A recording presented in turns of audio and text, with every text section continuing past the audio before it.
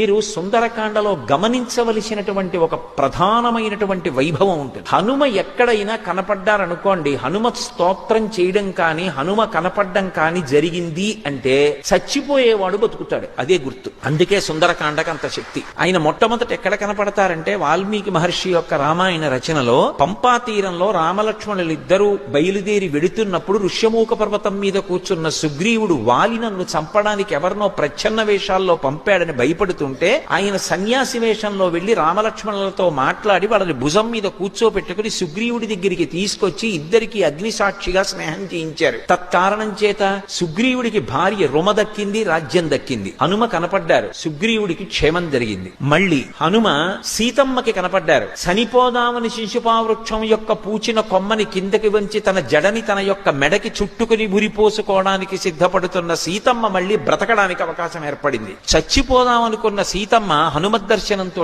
బ్రతికింది. మళ్ళీ ఏమైందో నెల రోజులు గడువు దాటిపోయింది. వెనక్కి వెడితే సుగ్రీవుడు చంపేస్తాడనుకున్నటువంటి వానరులు తిరిగి సీతమ్మ దర్శనం చేసి వచ్చినటువంటి హనుమ యొక్క దర్శనం చేత ఇన్ని కోట్ల మంది మళ్ళీ బతికారు. చిట్ట చివర యుద్ధకాండలో బ్రహ్మాస్త్ర ప్రభావానికి కొన్ని కోట్ల మంది వానరులు రామలక్ష్మణులు కూడా పడిపోయారు. మృత సంజీవని తీసుకొచ్చి బ్రతికించిన వారు స్వామి హనుమ. చిట్ట చివర 14 సంవత్సరాలు పూర్తయిపోయిన తర్వాత నా అన్నగారు రామచంద్ర